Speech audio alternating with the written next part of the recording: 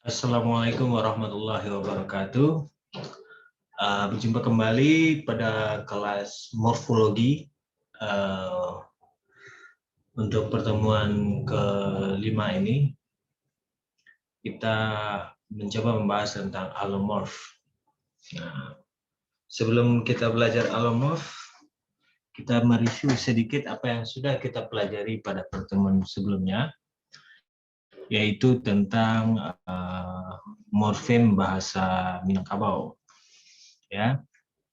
Jadi sebelum bicara tentang morfem memang harus sudah paham dulu apa itu onggok-onggok bunyi, seperti silaba ya, atau onggok-onggok bunyi, itu silaba. Lalu bagaimana onggok-onggok kata membentuk kata, atau juga kamu harus tahu tentang kelas kata. Ini kelas kata, kata benda, kata kerja, kata sifat, artikel, dan lain-lain. Nah, pada bukti-bukti yang lalu dalam bahasa Minang, kita sudah mempelajari beberapa bentuk morfem, yaitu morfem bebas, sifatnya ya, morfem bebas dan morfem terikat. Ada juga pendekatan lain mengatakan morfem terbuka, morfem tertutup. Ya. Namun di antara bahasan itu ada hal lain yang perlu kita ketahui, yaitu alomorf. Alomorf ini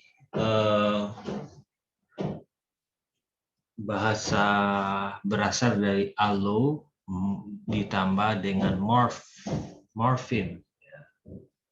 Nah, jadi sesuatu yang morfem yang beralo itu disebut dengan alomorf.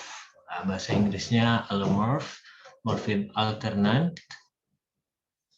Definisinya adalah anggota morfem yang telah ditentukan posisinya. Maksudnya adalah ada berapa morfem yang pada posisi tertentu dia memiliki berapa bentuk. Beberapa bentuk morfem yang memiliki makna yang sama, tapi ada perbedaan bentuk, maka dia disebut alomorf. Ingat ya, bentuknya berbeda, tetapi artinya sama.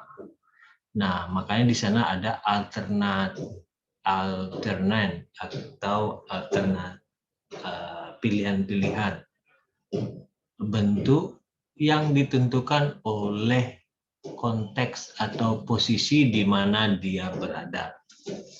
Itu disebut dengan alomorf. Jadi satu bentuk morfem bisa memiliki berapa bentuk. Satu morfem bisa memiliki beberapa bentuk. Nah, bentuk ini dipengaruhi oleh lingkungannya atau dipengaruhi oleh konteks di mana morfem itu berada. Contohnya dalam bahasa Indonesia seperti ini ada satu morfem ber, ya. Variannya atau alonya ada 3 di dalam bahasa Indonesia. Ada ber, ada be, ada bel. Nah, contohnya bertemu itu dari kata dasarnya temu ditambah prefix ber. Berdoa, doa sebagai dasar kata dasar. Ternak, kerja kata dasarnya, dapat awalan B atau prefix B yang artinya sama dengan ber.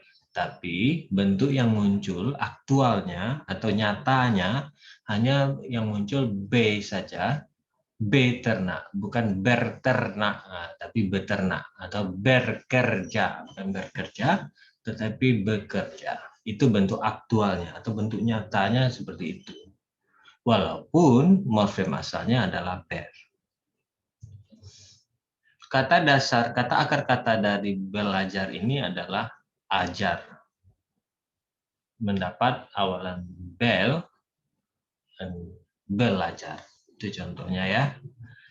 Jadi 3 bentuk ini ber, be, dan bel itu nama disebut beralo.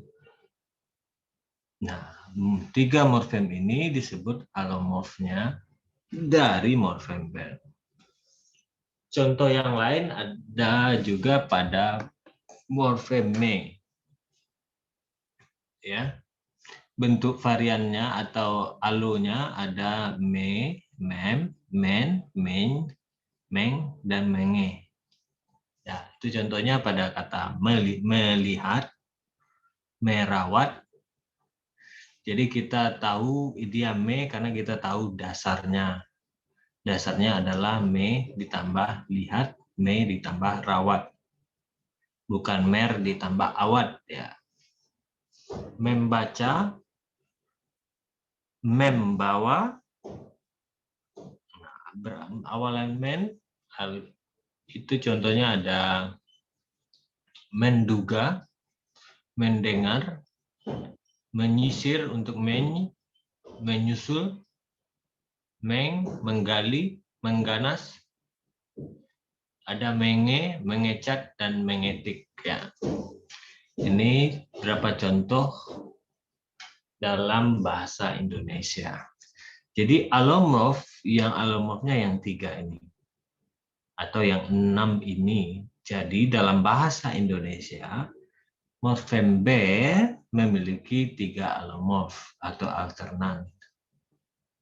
Morfem E memiliki 6 alo dan atau memiliki 6 alternan. Itu sama saja makna semuanya men, dan menge ini maknanya sama. Tapi bentuknya berbeda-beda tergantung konteks. Konteksnya ini perlu diperhatikan. Kapan dia menjadi me? Karena di sininya bunyi melihat. Kenapa bunyi mem? Karena dia bunyi dan bah itu sama-sama bunyi bilabial, maka dia menjadi mem. Kapan dia men? Karena ada bunyi n dan bunyi de, sama-sama bunyi alveolar. Ya, men karena ada sisir, mensusul, maka munculnya nyes, sama-sama alveolar. Jadi perubahan bentuk morf ini tergantung lingkungan bunyi, ya, tergantung lingkungan bunyi. Jadi kalau bunyinya bilabial, maka dia akan bilabial juga, seperti mem, baca. Jadi ini namanya proses asimilasi bunyi, sehingga mengakibatkan muncul bentuk-bentuk alternatif yang disesuaikan menurut kaidah atau hukum bunyi. Ketika bunyi l dan r, maka dia bertahan melihat. Ketika bunyi bilabial, bah, maka muncullah bunyi man, bilabial. Jadi hukum ini diakibatkan karena lingkungan bunyi. Oke.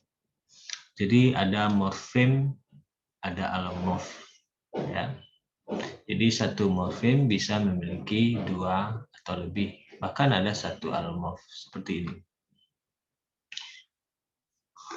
Dalam bahasa Inggris sama juga seperti yang di bahasa Indonesia, ada berapa juga bentuknya, dan tentunya dalam bahasa Arab juga.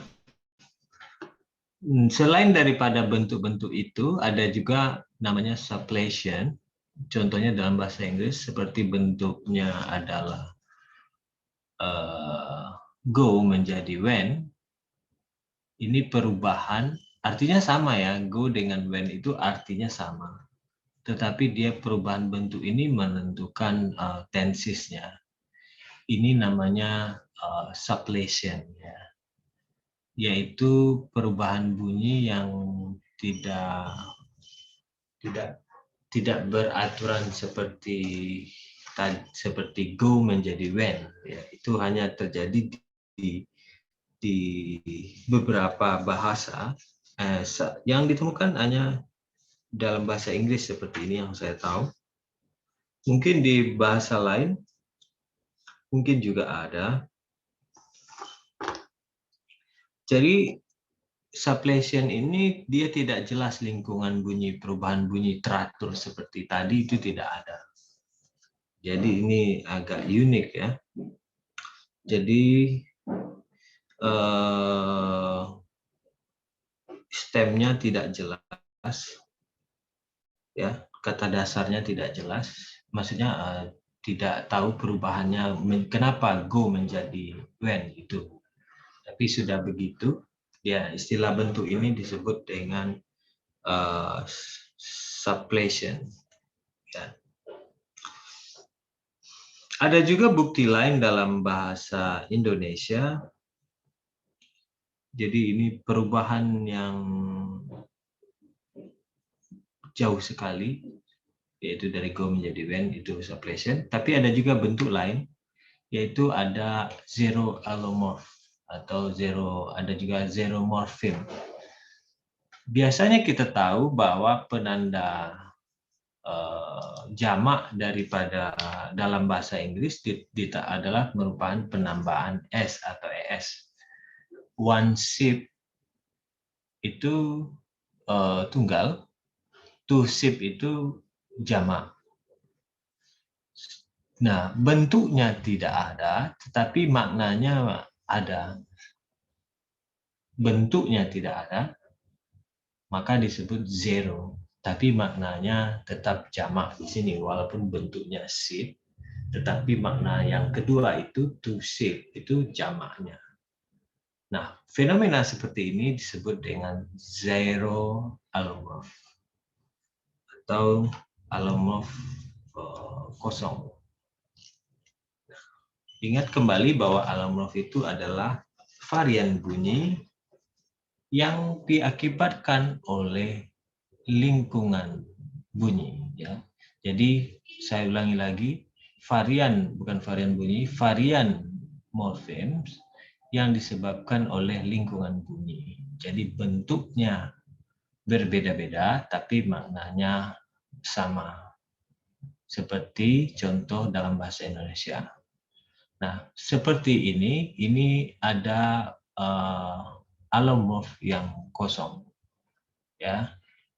Seharusnya ada S sebagai penanda jamak, tetapi di sini tidak ada. Jadi S-nya itu yang disebut dengan penanda jamak kosong. Ya. Itu variannya allomorphnya di sini bukan shape-nya, tetapi S dan IS sebagai penanda jamak. Ya. Oke, saya rasa sekian dulu untuk pertemuan kali ini. Terima kasih. Semoga Anda paham. Jika ada pertanyaan, silakan diberi komentar pertanyaan di dalam pada bagian bawah materi ini. Terima kasih. Assalamualaikum warahmatullahi wabarakatuh.